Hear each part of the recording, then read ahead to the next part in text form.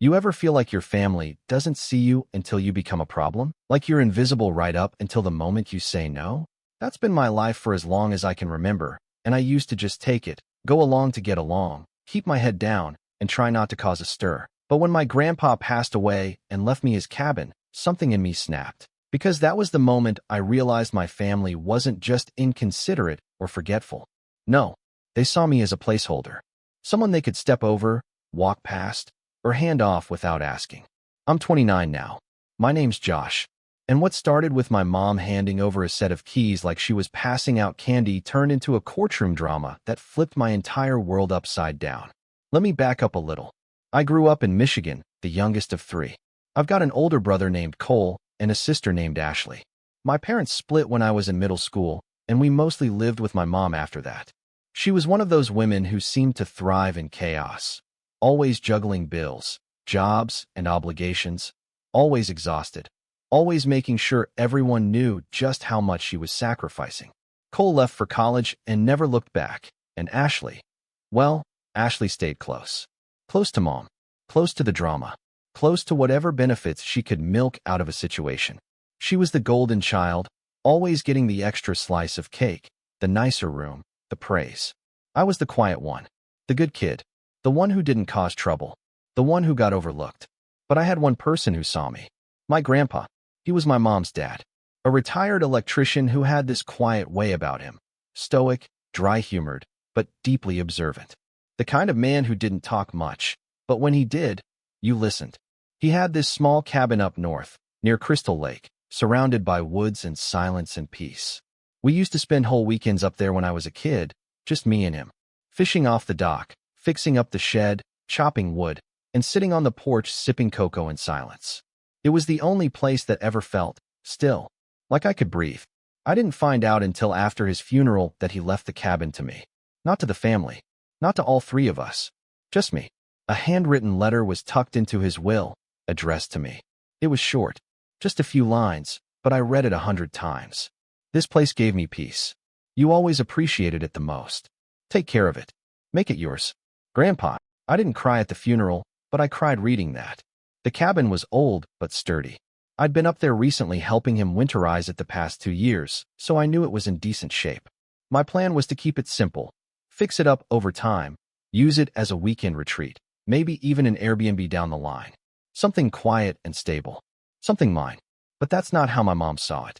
About a week after the will was read, I got a text from her. Just casual, like she was asking if I wanted Chinese for dinner. Gave Ash the keys to the cabin. Figured she can get started moving in.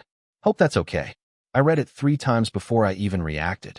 I wasn't sure if I was hallucinating or if it was a joke. Moving in? Keys. Hope that's okay. I hadn't given her the keys. I hadn't given anyone permission. I hadn't even gone up there yet. I was still trying to process the fact that it was mine. So I called her.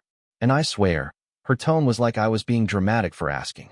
"Oh, Josh, don't be so sensitive," she said, brushing it off. "Ashley's going through a lot right now with the divorce, and she just needs a place to land. It's not like she's taking it from you. It's family. We share." No, that's not how this works. That cabin wasn't some random sofa bed in a spare room. It wasn't a gift bag to hand out at a pity party. It was part of my inheritance, my grandpa's legacy, something he specifically left to me, not to be loaned out like a library book because Ashley needed to land somewhere. I told Mom I didn't give permission and I wanted Ashley out. She paused for half a second and then said, "Josh, she's already there." Already there. That was the moment everything started to change in my head. That phrase rang in my ears for the rest of the night, like an alarm bell I couldn't turn off. Already there. I didn't even know how she got the keys. Turns out Grandpa had left an extra set in his kitchen drawer that my mom apparently felt entitled to rummage through after the funeral. And Ashley? She didn't text me, didn't ask, didn't check in, just packed her stuff, drove up, and let herself in like it was her birthright. At first, I tried to handle it calmly. I texted Ashley and said we needed to talk. She hit me back with a thumbs up, and then nothing for 2 days. Finally, she called, sounding like she was calling to cancel a dentist appointment. "Yeah, I saw your text," she said. "Look, it's not a big deal. I'm only staying until I figure stuff out. You weren't using it." I hadn't even been up there yet, I said, trying to keep my voice level. "Exactly," she replied. like that proved her point. I started to get that tight feeling in my chest, the kind where you know if you speak again, you might say something you can't take back. So I said, I'm coming up this weekend. We'll talk then. She gave me a non-committal sure and hung up. I drove up that Saturday, still holding out hope that maybe it wasn't as bad as it sounded. Maybe she just brought a few things. Maybe it was temporary. Maybe she was sleeping on a couch and keeping the place tidy. Nope. I pulled up to the driveway and my stomach dropped. Ashley had moved in. Like, full on. Her SUV was in the driveway. There were potted plants on the porch. She'd painted the front door blue. There was a wind chime. A wind chime. There were kids' toys in the yard. Her sons. Her ex had taken off 6 months ago and left her with a 5-year-old and a pile of debt. That sucks. I sympathize. But that doesn't give her the right to steal my inheritance. When I knocked on the door, she answered in sweatpants and a hoodie, holding a coffee mug and looking like she'd just finished watching an episode of Fixer Upper. Hey, she said, like I was some buddy from college dropping by to hang out. Want to come in? I made cinnamon rolls. I didn't even move. You painted the door? I asked. She glanced behind her like she'd forgotten. Oh yeah? It was looking a little faded. I figured you wouldn't mind. I minded. I walked in, and the place looked like she'd been there for months. Rugs. Curtains. Her son's drawings on the fridge. Half the furniture had been replaced. My grandpa's old leather armchair, the one he used to nap in, was gone. I couldn't even see it anywhere. She'd replaced it with some IKEA beanbag chair monstrosity. I asked where it went. Oh, it was all scratched up, she said. Probably had mice. I donated it. That was the moment the final piece clicked into place. She didn't think she was borrowing the cabin. She thought it was hers. And that's when I knew this wasn't going to be a casual family disagreement. This was going to be war. I barely slept the night after I saw what Ashley had done to the cabin. I crashed in a cheap motel 5 miles away, pacing the floor while staring at the ceiling fan like it might offer some kind of answer. Part of me wanted to storm back over there and drag her out by the roots of her overgrown entitlement. But the other part, the one that still clung to the scraps of family loyalty, told me to think, to plan, to not burn the whole forest down just yet. I decided I'd try one more conversation. I drove back the next morning. Her SUV was still there, naturally. A new addition had joined the porch overnight, a little welcome mat that said "Home Sweet Home." I wanted to rip it in half with my teeth. Ashley opened the door, sipping the same coffee mug, like nothing about this situation was even remotely off. "Josh, you're back," she said, sounding fake surprised. "Didn't expect you this early." I stood on the threshold, not stepping in this time. "I want my cabin back," I said flatly. Her smile tightened like she was bracing for an incoming tide. "We talked about this." "No, you talked." I didn't agree to anything. She leaned on the doorframe, her voice shifting into that syrupy condescension she always used when she wanted to act superior. "Josh, you don't need it. You live in the city. You've got your apartment, your job, your whole quiet life thing going on. This place would have just sat empty. I'm using it. I'm giving it life." I felt my jaw tighten. "That's not your decision." She raised her eyebrows like I was being unreasonable. "Mom said you'd be like this." Oh, there it was. I should have seen it sooner. The whole thing stunk of Mom's fingerprints. Ashley didn't have the guts to pull this kind of power play on her own. She'd always needed an enabler. And my mother? She'd been an Olympic-level gaslighter for as long as I could remember. Did she now? I said, forcing my tone to stay even. Ashley folded her arms. "She said you'd act like you're the only one who ever cared about Grandpa, but we all loved him. Just because he left your name on a piece of paper doesn't mean the rest of us don't matter." And there it was, the unspoken truth, finally spoken. That ugly, simmering resentment that had always lived beneath Ashley's surface. She'd always hated that Grandpa and I were close. He was the only adult in our family who never catered to her drama, and she never forgave him for it. I didn't respond. I just turned and walked away. Later that day, I called my mom. She answered on the third ring, and I could already hear the performative sigh in her voice. "Josh, honey, I'm exhausted. Can we make this quick? I want to talk about the cabin." Silence. Then, "Oh, for heaven's sake. Are you still mad about that?" She moved in. She threw out Grandpa's chair. She painted the door. She's talking like it's hers. Well, maybe if you'd made it clear what you were doing with it, we wouldn't have had to make a judgment call. Josh, she said, using that sharp tone she always used when she wanted to shut something down, You're not being fair. Ashley is going through a lot. You've always had it easier. No kids, no divorce, no financial stress. You live in your own little bubble, and it's time you started being a little more generous. I could feel something twist in my gut. You gave away something that wasn't yours, I said quietly. Grandpa left that cabin to me. In writing. He chose me. And he was old, Josh. His mind wasn't what it used to be. He probably thought you'd be the responsible one. That doesn't mean you should hoard it like some kind of dragon. Don't do that, I snapped. Don't twist this. I'm not twisting anything, she said, voice sharp now. I'm protecting my daughter. Your sister, who has a child, who needed a home. There it was. The hierarchy. The unspoken family rule. Ashley first. Josh last. I didn't even respond. I just hung up. That week, I called a lawyer. I needed to know exactly what my rights were and how fast I could get my sister out. The attorney, an older guy named Mr. Bearden, was calm and methodical. He reviewed the will, the title deed, and everything Grandpa had filed. It's crystal clear, he said. Your grandfather left the property to you exclusively. No trust, no joint ownership, no transfer on death clause. You own it outright. So if I wanted to have her evicted, she's a squatter, he said. Even if she's family, she has no legal right to be there. But I recommend a formal notice. We do this by the book. I felt like I could breathe again. I sent the notice via certified mail. Gave Ashley 30 days to vacate. Attached a copy of the will, the deed, everything. She didn't respond. Just posted a picture of her kid on the cabin porch on Instagram with the caption, "Fresh start." A week later, I went up to the cabin again. Her SUV was gone, and I hoped, maybe she'd taken the hint. But when I walked in, I realized the SUV wasn't gone. It had just been replaced by a moving truck.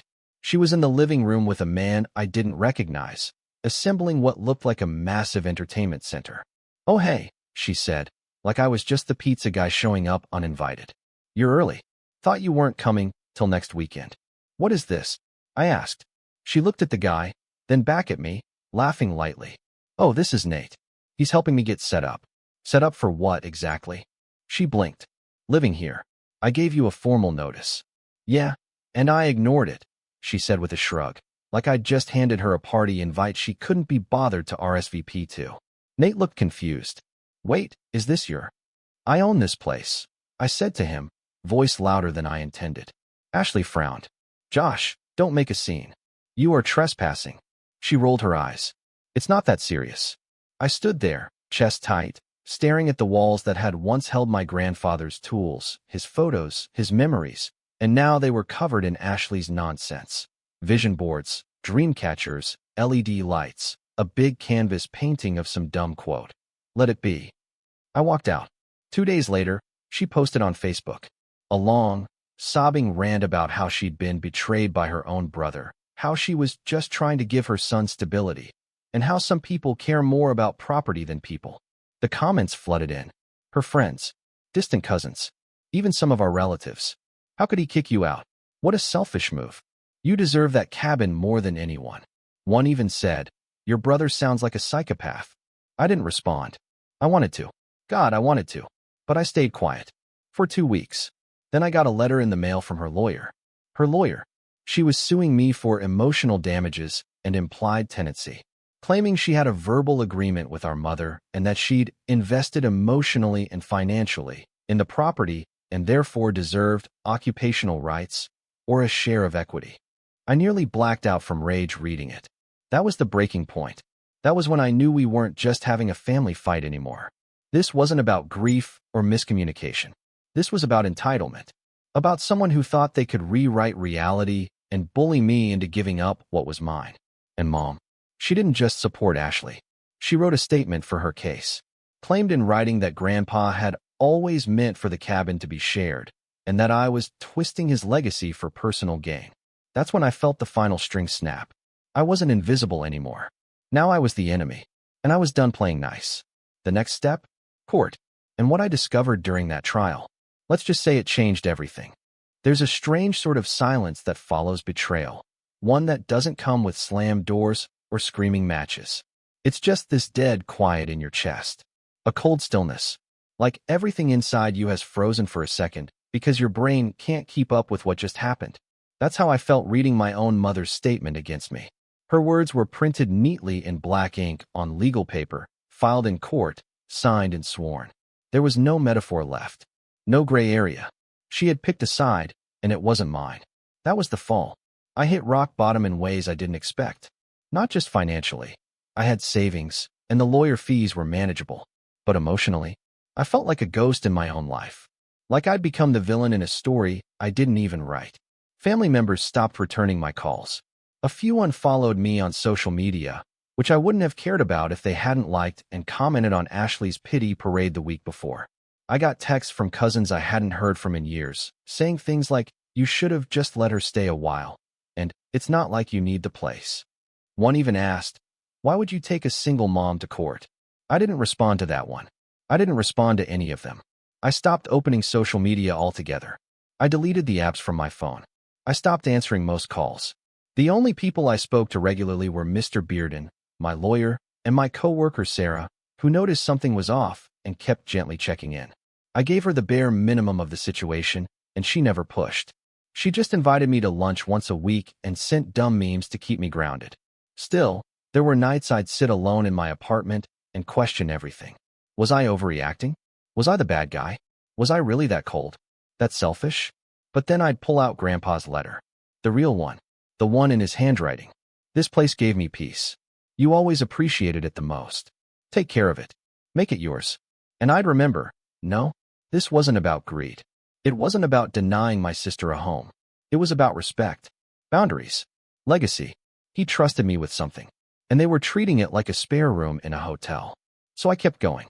Quietly, slowly, privately. The first real step in my climb back up came from something small. I found Grandpa's old toolbox in my closet. The one he gave me 2 years ago when he stopped driving up to the cabin himself. It was full of rusted sockets and a broken headlamp, but the sight of it, it grounded me. It reminded me that I had roots deeper than this mess. That I came from someone steady, someone honest. That weekend, I didn't drive to the courthouse. I didn't stew in my apartment.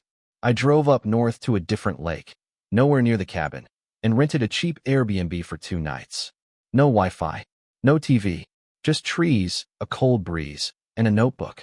I started writing things down, not just the court stuff. Everything.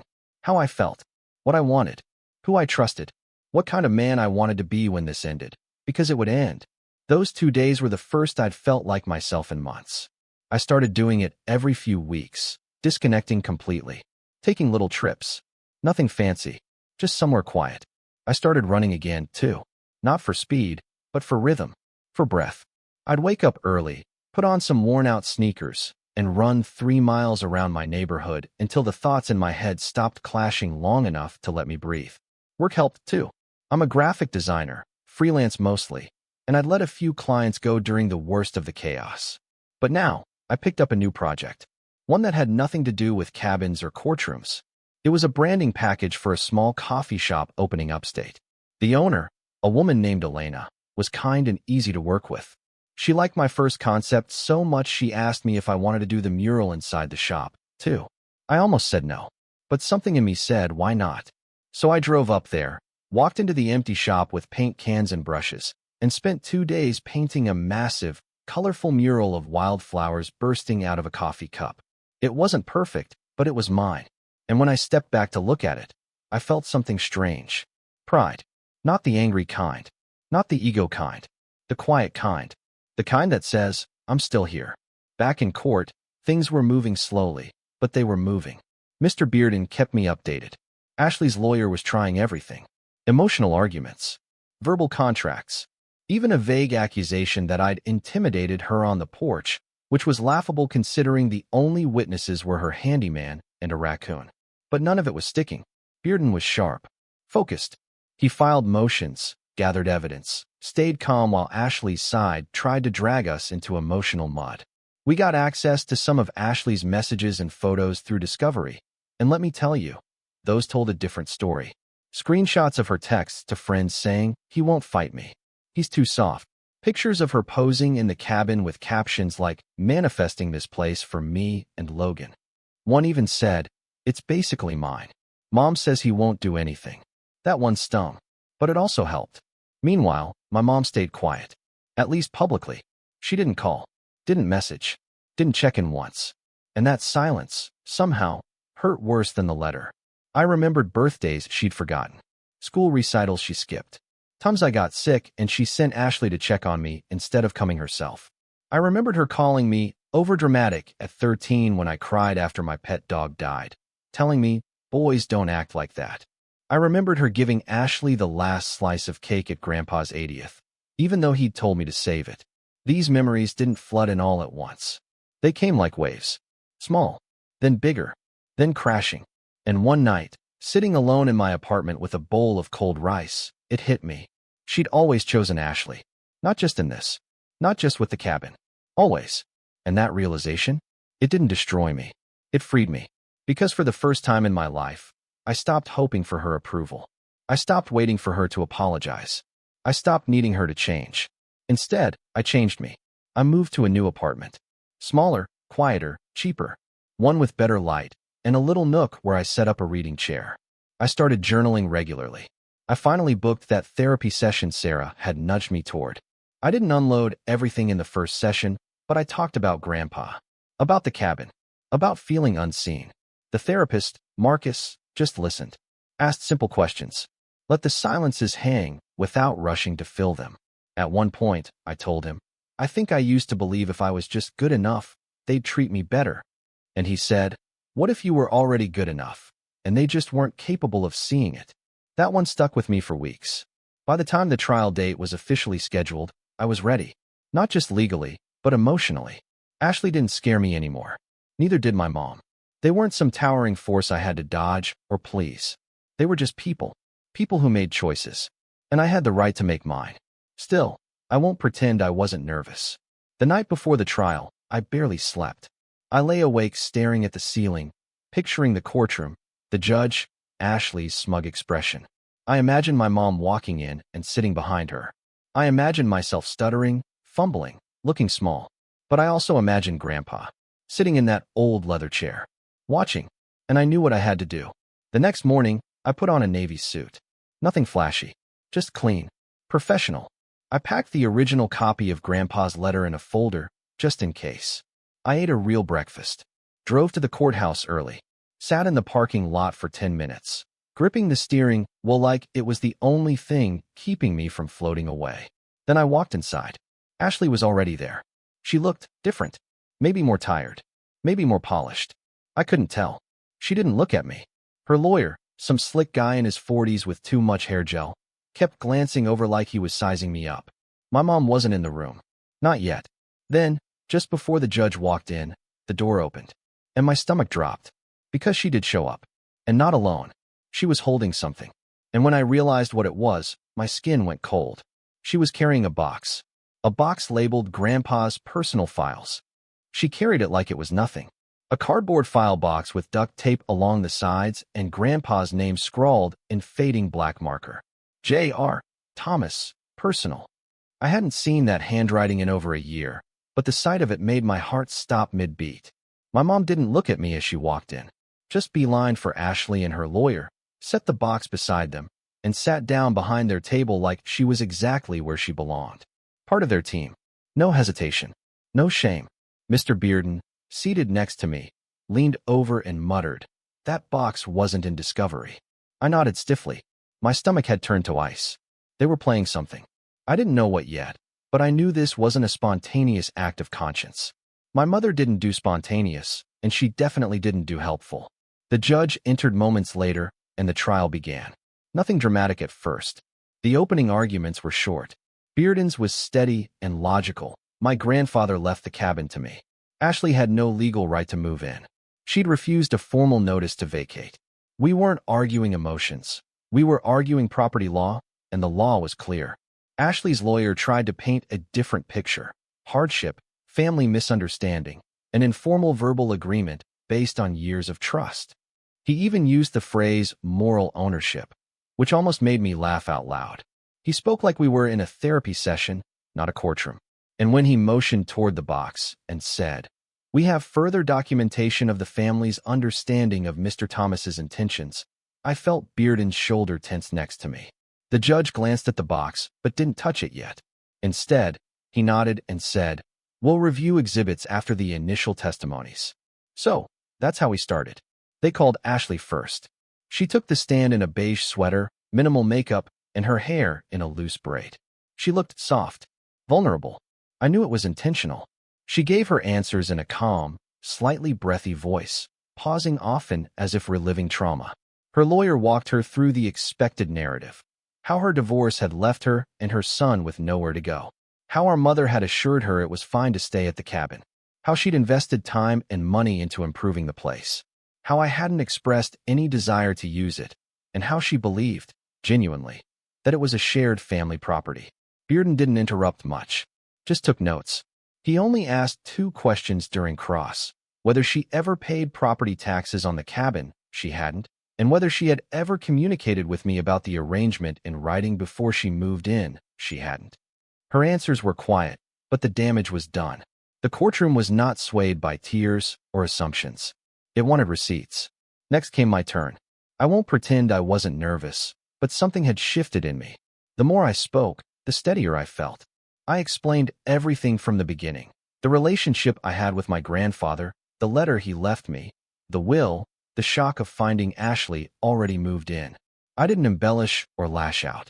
I let the facts speak.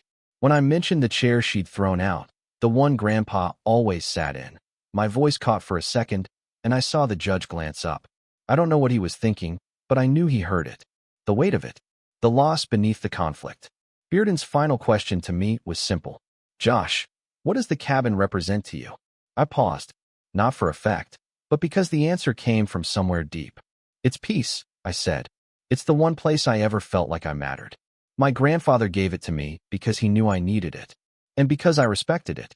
I never saw it as a trophy or a handout. I saw it as a responsibility." The room went still. Then it was Mom's turn. She wasn't called to the stand immediately. First, Ashley's lawyer introduced the contents of the box.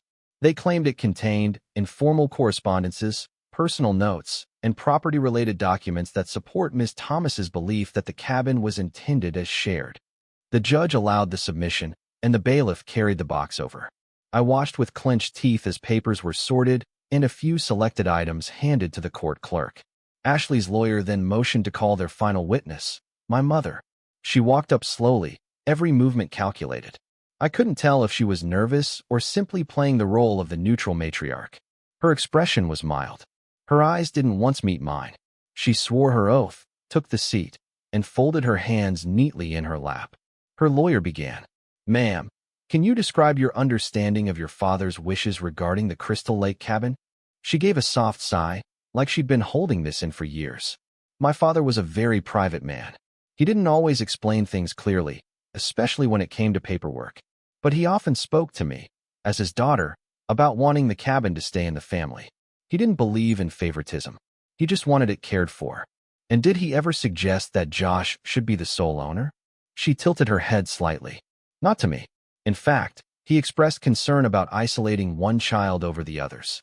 He told me multiple times he hoped the cabin would be a shared refuge for all the grandchildren." Her voice was syrupy smooth. "Practiced." Ashley's lawyer then produced a handwritten note from the box. "Is this your father's handwriting?" She glanced at it and nodded. "Yes." "And what does it say?" She read aloud. "Whoever has the cabin must remember it's not just a house. It's a legacy. It's for everyone who finds peace there." Ashley's lawyer beamed. No further questions. Bearden stood slowly. "Ms. Thomas," he began, "did you have access to your father's files before or after his death?" "I helped organize them after the funeral." "Were you the executor of his will?" "No." "So you weren't authorized to handle or distribute property documents?" "I was simply trying to help." "And yet you provided your daughter with keys to the cabin?" "I believed she had every right to be there." He nodded. "Was that belief based on legal advice or emotional preference?" She stiffened. "It was based on what I knew of my father's wishes. Even though those wishes were clearly documented in a legal will naming only Josh as the beneficiary." Silence. He leaned forward, voice calm. "Miss Thomas, did you ever tell Josh you were giving Ashley the keys?" "I texted him after." "After? So not before?" "Not with his consent." She hesitated. "It was an emergency. Ashley had nowhere else to go." "So you made an executive decision regarding property that wasn't yours?" And now you're attempting to validate that decision retroactively. Is that correct? I was trying to keep the family together. Bearden nodded, then pulled something from his folder. A copy of Grandpa's letter. One last question. This letter, in your father's handwriting, left with the will, does it contradict anything you've said today? She blinked, reading it. No, but... Thank you. No further questions. She was dismissed. And that was when everything changed. After the judge called for a short recess, Bearden pulled me aside. She slipped, he said. What do you mean? She admitted she was an executor. That she handled private documents after death without permission. That's a problem for their side. More than they realize. But she didn't lie about the note. She didn't have to, he said. Because that note? We're going to use it. Not the way they think. Back in the courtroom, Bearden submitted a motion to cross-examine the full contents of the file box. Since it had been entered as an exhibit, the judge approved it. And here's where the setup truly began. Bearden went through each document with a fine-tooth comb. Most were inconsequential, old water bills, property maps, repair estimates. But then he found something they must not have noticed or thought irrelevant. An insurance policy update from 3 years ago. One that named me, and only me, as the cabin's sole listed resident in the event of structural damage. Bearden smiled. Why would your grandfather list you as the sole policyholder 3 years before his death if he intended the cabin to be shared? He asked aloud. Ashley's lawyer fumbled for a response, but the judge held up a hand. Let's proceed, he said. And I'd like to hear more about this document. Bearden whispered to me later. That alone could destroy their emotional argument. But we're not done. Over the next 2 days, Bearden quietly laid the groundwork. He called the notary who witnessed Grandpa's will. He brought in the cabin's former property manager, who testified that I was the only one who ever visited or maintained it. He even pulled banking records that showed Ashley hadn't spent a dime on repairs, contrary to her testimony. Piece by piece, the house of cards came down. And then, Bearden made one final, subtle move. He hinted to the court that a countersuit could be filed for trespassing, damage to private property, and fraudulent misrepresentation, all stemming from the unauthorized occupation of the cabin. Ashley's face paled. Even her lawyer looked uneasy. But Bearden didn't file it. Not yet. He was waiting, watching, setting the trap. Because now we had leverage. And leverage meant power. The courtroom smelled like dry paper and weak coffee. The kind of place where stories go to die unless someone fights to keep them alive. I'd sat through 3 full days of testimony, slow building tension, and smug side glances from Ashley and my mother. But today, day 4, was different. Today, the trap would snap shut. It started quietly. Bearden requested permission to introduce one final exhibit, an affidavit signed by the notary who witnessed Grandpa's will. The judge nodded, and Bearden handed over the document like it was nothing special. But it was. Because in that affidavit, the notary stated under oath that not only had Grandpa clearly indicated that the cabin was to go solely to me, but that he specifically mentioned not wanting Ashley or my mother to meddle with it. The exact quote. My grandson Josh is the only one who never took from me. The cabin is his. Tell the others not to touch it. They'll twist it into something it's not. When the judge read that line aloud, the silence in the courtroom shifted. He didn't say anything for a long moment, just stared at the page. Ashley's lawyer leaned over and whispered something frantically into her ear. She blinked, looked toward our mother. Mom's lips were pressed so tight they were almost white. Then Bearden stood up slowly and asked to proceed with our final motion. This was the part they never saw coming. Because while they had been so busy trying to take the cabin, we'd quietly been documenting the damage they'd caused. Bearden laid it all out. Ashley had replaced structural elements of the cabin without a permit or licensed contractor.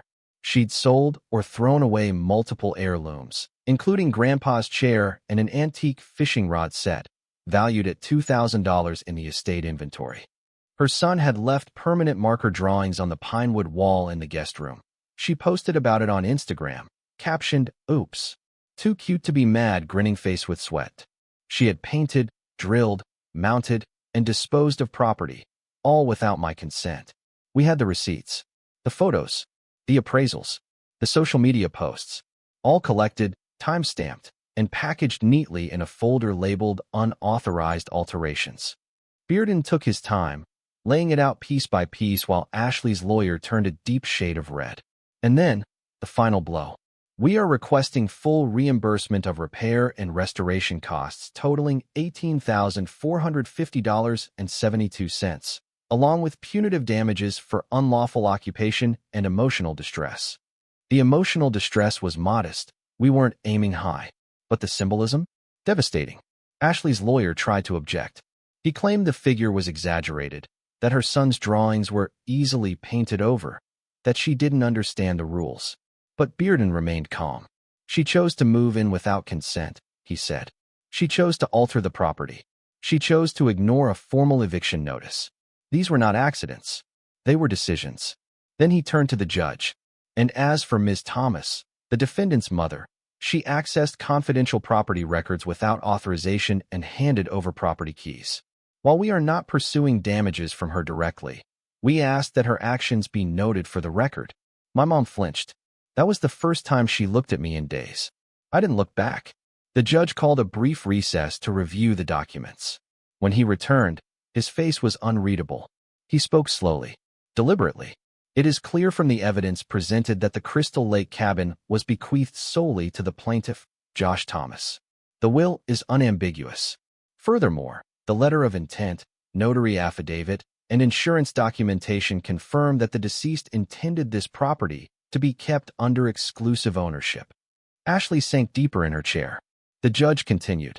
Ms. Ashley Thomas unlawfully occupied this property, refused to vacate after being notified, and performed unauthorized modifications that resulted in measurable damages. He adjusted his glasses and paused for effect. I hereby rule in favor of the plaintiff. Ms. Thomas is ordered to vacate the property immediately, pay $18,450.72 in damages, and submit a formal apology to be filed with the court for unauthorized occupation. Ashley's mouth fell open. An apology?